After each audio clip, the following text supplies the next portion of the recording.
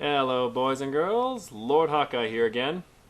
I just wanted to weigh in on my thoughts about the recent decision to uphold Obamacare as being constitutional through the most amazing leaps of logic I have seen in a long time. I mean, this was just something else, even by their standards. Basically, everyone in the country is required to buy health insurance, and if you don't, you get hit with a fine. Oh, but wait, it's not a fine, it's a tax, because if it was a fine, we have to go through due process, and we don't want to do that. And yet the problem is, if it's a tax, that makes Obama in violation of his promise to not raise taxes, so they've kind of sort of written themselves into a corner on this, so their tactic right now seems to be to jump back and forth between the two pillars every time they're called out on it. But wait, but Mr. President, you promised you wouldn't raise our taxes. It's not a tax, it's a fine. But wait a minute, isn't there supposed to be due process if it's a fine? Well, it's not a fine, it's a tax.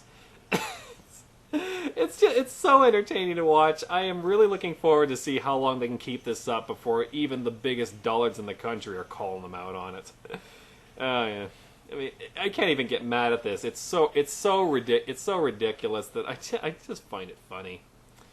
And of course, there was some shill in my local paper talking about this with the usual nonsense arguments. Why is the U.S. the only developed country without socialized health care? Appeal to popularity is not an argument, pal. You know what else every country in the world used to be big on? Let's see, theocracy, monarchy, and slavery. That doesn't mean they were good ideas. That'd be ridiculous. Oh, the U.S. insists on living in the past. Yes, because state welfare is such a new, modern idea. Ancient Rome says hi, by the way. And when people... He actually did mention Ron Paul in it, and Ron Paul talked about Shriners Hospitals and mutual aid societies and things like that. His argument was those things aren't enough, even though they kind of sort of were enough back then. But he seems to think that new technology means stuff gets more expensive. Yeah, I'm sorry, the computer industry would beg to differ on that. But the most ridiculous thing about this claim that private charity is not enough, well, think about it. So we can't afford to donate to charity to help the poor, but we can't afford to have politicians take the money by force, keep 90% of it for themselves, and trickle the rest onto the poor? Math skills! Do you have them? It's just ridiculous. And they go on about how socialized healthcare, it's all about compassion, it's all about helping people. Yeah, let's see. Socialized healthcare runs deficits every single year, so that not only means it's unsustainable, it also means that all you're doing is running up a bill and dumping it on the next generation. I'm sorry, but making promises you can't keep and selling your children into serfdom is not my idea of compassion. I don't know what planet you people are on. It's just ridiculous.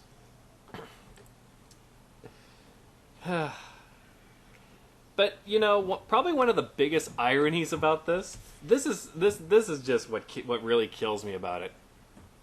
People I've talked with over the years, they accuse me of wanting a world where there's no rules, where people can just do whatever they want, and that would be terrible. There'd be warlords just using us however they see fit. Well, let's just look at the situation right now. As I pointed out before, there are so many regulations on the books that there is not a single person in the entire country that they could not jail if they really wanted to. Like, you say something bad about them, you say something mean about the state, do something they don't like, with a little effort, they could look through the books, find a regulation you're in violation of, and cart you off to jail. And it's also complicated. You couldn't fight it. There's no way, because you don't know what's in the law books. Nobody knows everything that's in there. And they love it that way. And see, now, as we've seen proven with this, the Constitution doesn't mean anything to them, because apparently all they have to do is call it a tax and boom, they're off the hook. So the power to tax is totally legit, but anything that says they're not allowed to do that, nope, just call it a tax and there you go, no problem. So you've got a government who can jail it when they want.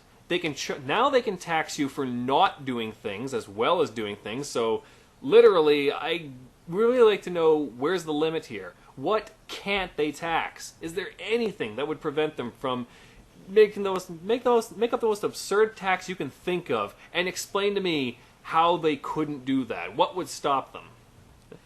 So they can take whatever they want from you. They can jail whoever they want. And as we've already seen, they're now working on the ability to jail someone in some place off the coast and do whatever they want to you without even giving a trial or anything like that. No access to habeas corpus. So all you people going on about how I want a lawless society where people can violate your rights all they want to. That's now, right now. I mean, how much more obvious does it have to be? Lawlessness, it's what you have right now. You don't have laws. You don't have rules. Rules means it applies to everyone, that everyone adheres to them. That's not the case now. These people aren't bound by their own rules. They break their own rules all the time, and they get away with it. They say murder is bad. President starts a war on false pretenses, murders tons of people, and he gets off scot-free. I mean, you say that people would murder and get away with it in a stateless society? They're doing that now. People would steal in a stateless society and get away with it? They do that now. The rich will dominate us in a stateless society? They do that now. Everything you're afraid of with a stateless society is already here. Look around you. I really don't know how much more obvious I can make it. Your arguments have all fallen apart because they're all happening now with the state. In fact, the state made them happen. I mean, talk about a self-fulfilling prophecy in kind of a twisted, weird sort of way. But there you go. I mean, there's been some ridiculous policies, there's been some ridiculous moves done by politicians, but man, it's like they're competing with each other to see how ridiculous they can get now. It's so much, it's actually become a bit of a psychological study of mine. I wonder, how can they be even more ridiculous than they are now? I mean, it's a joke. I mean, I'd love to hear even the hardcore minarchists try to defend the Constitution now. I mean, seriously, what did it defend? How did it protect your freedoms? What did it do? Nothing. They hand-waved it with this completely ridiculous logic that but you'd really have to have some serious blood clots in your head to take seriously. And it doesn't matter. They were able to do it anyway. And what are you going to do about it? So there you go. The Constitution is a joke. Every criticism you've ever had about statelessness is already here right now, so that's all out the window. So, if you still believe in statism after this, well, brace yourself, folks, because like I said before, it's only going to get even more ridiculous from here. So this is going to be a real test of how far you're willing to stretch how far you're willing to suspend your disbelief before you finally start waking up and realize, what the heck am I doing? Why am I defending this? It's ridiculous. So I guess if anything good can come out of Obamacare, it's just made the state that much more of a joke. And hopefully we'll get a few more people on board with the idea of maybe this whole pointing guns at people and appointing people to be our gods may not be the best way to solve society's problems. Just an idea for you. Until next time, be aware and be wise.